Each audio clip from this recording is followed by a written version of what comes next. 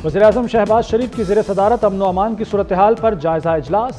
वज़ीर-ए-आज़म ने कहा कि किसी को इजाज़त नहीं देंगे कि वो इंतशार फैलाकर तेज़ी से मुस्तहकम होती मईशत को सबूताज करने की साजिश करे।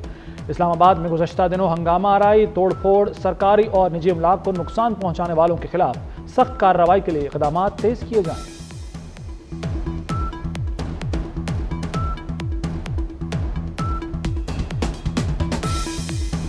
मदारिस रजिस्ट्रेशन पर अल्लामा ताहिर अशरफी मौलाना फजल रहमान के सामने आ गए। कहते हैं मौजूदा निज़ाम में मदारिस को बरकरार रखा जाए, कानून साजी के लिए तमाम स्टेक होल्डर्स को शामिल किया जाए।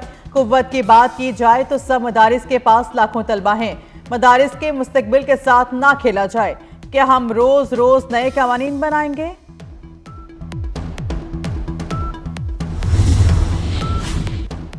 ये मजहबी मामला है, इसे सियासी अखाड़ा ना बनाया जाए। इस्लामी नजरियाती काउंसिल के सरबराह अल्लामा रागिब नईमी का मौक़िफ़। कहते हैं मदारिस से दहशतगर्दी का लेबल खत्म करना हुकूमत की जिम्मेदारी है। चेयरमैन रुयत हिलाल कमेटी अब्दुल खबीर आज़ाद ने कहा मुल्क को इत्तेहाद और यगानियत की ज़रूरत है। अल्लामा जवाद हुसैन नकवी ने कहा मौलाना साहब दीगर उलमा को ना ललकारें, मदारिस में तकसीम पैदा हुई तो तलबा का मुस्तकबिल क्या होगा।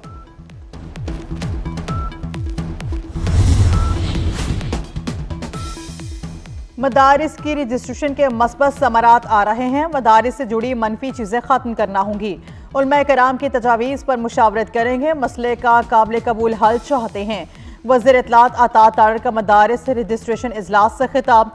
वज़ीर मजहबी अमूर चौधरी सालिक हुसैन ने कहा मदारिस के तलबा का मुस्तकबिल बेहतर बनाना होगा।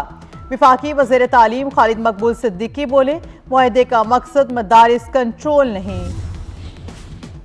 विफाकी वज़ीर दाखिला मोहसिन नकवी की जामिया अशरफिया आमद सरप्रस्त आला विफाकुल मदारिस मौलाना फजल रहीम अशरफी से मुलाकात, खैरियत दरियाफ्त की, नेक ख्वाहिशात का इजहार किया। मुलाकात में दीनी मदारिस के बिल के हवाले से भी तबादला ख्याल।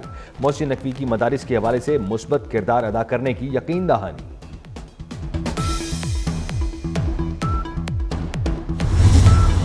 मुतनाज़ा ट्वीट बानी पीटीआई के गले पड़ गया। काबीना की मंजूरी के बाद बानी को इस केस में गिरफ्तार किया जाएगा। एफआई रिपोर्ट के मुताबिक मुतनाज़ा ट्वीट बानी पीटीआई की हिदायत पर किया गया। बानी ने इदारों के खिलाफ आवाम को उकसाने की कोशिश की। काबीना की मंजूरी के बाद मुकदमे में मजीद दफात शामिल की जाएंगी।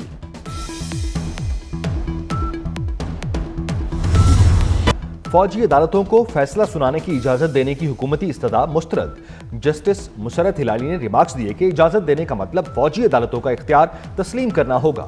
वकील वजारत दिफा ख्वाजा हारिस ने कहा यह कहना गलत है कि सिविलियन का मिलिट्री कोर्ट्स में ट्रायल नहीं हो सकता। आर्मी एक्ट अफवाज के साथ काम करने वालों पर भी लागू है। शिकें कलअदम करार कर दें, कहीं ट्रायल नहीं हो सकता। जस्टिस मोहम्मद अली मजहर ने कहा आपका केस आर्मी एक्ट की इस शिक में नहीं आता।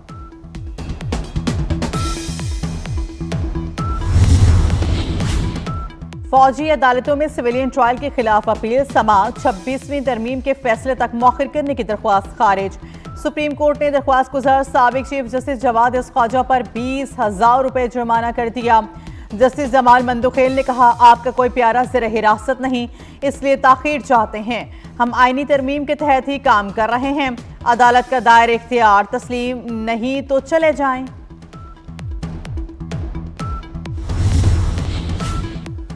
बलोचिस्तान असेंबली की निशस्तें 65 से बढ़ाकर 80 करने का बिल मंजूर। सेनेट की कायमा कमेटी बराए कानून और इंसाफ की ज़ैली कमेटी का इजलास। कमेटी ने बिल मंजूरी की रिपोर्ट कायमा कमेटी को भिजवा दी। सेनेटर अनुषा रहमान ने कहा मालूमात आने तक बिल के हक या मुखालफत में राय नहीं दे सकती। सेनेटर हामिद खान ने कहा काश आपकी यही राय 26वीं आईनी तरमीम के वक्त भी होती।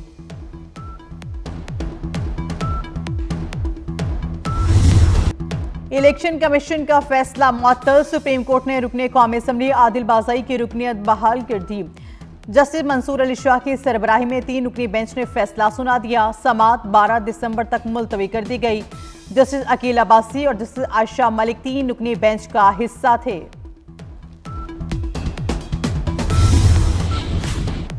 लाहौर और बलोचिस्तान हाई कोर्ट में एडिशनल जजेस की तकर्री का मामला 14 दिसंबर को तलब किया गया। जुडिशल कमीशन का इजलास 21 दिसंबर तक मौखर। लाहौर और बलोचिस्तान में एडिशनल जजेस की तकर्री के लिए 14 दिसंबर को जुडिशल कमीशन का इजलास होना था। 21 दिसंबर को इजलास में हाई कोर्ट्स में जजेस की तकर्री का मामला ज़ेर गौर आएगा। बानी पीटीआई गैर मुल्की एजेंडे पर काम कर रहे हैं। उन्होंने पहले भी सिविल नाफरमानी की कॉल दी थी। सीनियर वजीर सिंध शर्जील मेमन की सख्त तनकीद, कहा बानी पीटीआई ने हमेशा पाकिस्तान को नुकसान पहुंचाया। उनका टारगेट कोई इदारा नहीं, सिर्फ पाकिस्तान है।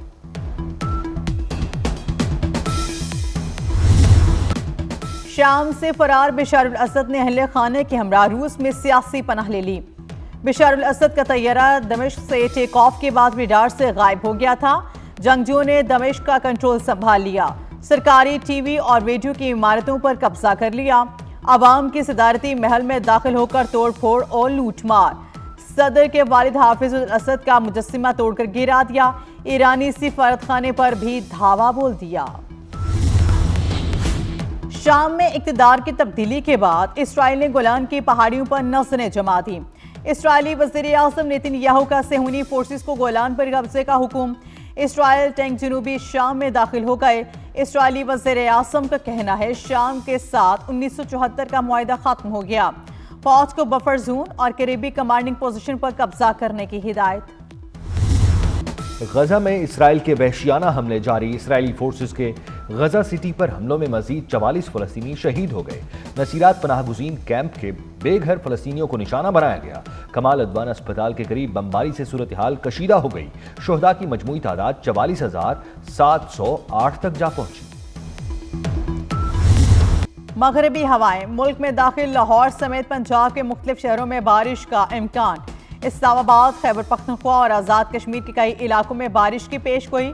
मानसेरा के बलाई इलाकों वादी कागान शोगरान में बर्फबारी जारी। मलके कौसार मरी में भी मौसम सरमा की पहली बर्फबारी। ठिंडियानी, नथिया गली और गिलियात में सफेद मोतियों की बरसात। वादी नीलम में भी बर्फबारी का सिलसिला जारी। भारतीय दारुल हुकूमत दिल्ली में 40 से ज्यादा स्कूलों को बम से उड़ाने की धमकी। स्कूलों में बम की धमकी मिलने के बाद तलबा को घर भेज दिया गया। धमकी ईमेल के जरिए मौसूल हुई। ईमेल में लिखा था स्कूलों की इमारतों के अंदर मुतअद्दिद बम नस्ब किए गए हैं। मुलजिम ने बम नकारा बनाने के लिए $30,000 तावान का मुतालबा कर दिया। आईसीसी चैंपियंस ट्रॉफी की प्रमोशन वीडियो जारी। प्रमोशन वीडियो में हर टीम के खिलाड़ियों की झलकियां शामिल। प्रमोशन वीडियो में कौमी टीम के साबिक कप्तान बाबर आजम, शाहीन शाह आफरीदी और नसीम शाह भी जलवागर हैं। आईसीसी चैंपियंस ट्रॉफी 2025 का शेड्यूल 2 रोज में जारी होने का इम्कान। हैप्पी बर्थडे राहत फतेह अली खान 50 बरस के हो गए। कवालियां, गीत और उनकी गजलें अवाम में बेहद मकबूल। और रियो डी जेनेरो में वर्ल्ड ब्रेक डांस का मेला। हॉलैंड के बी बॉय मेनू लगातार चौथी बार मेडल ले उड़े। विमेन टाइटल हॉलैंड की बी गर्ल इंडिया के नाम रहा।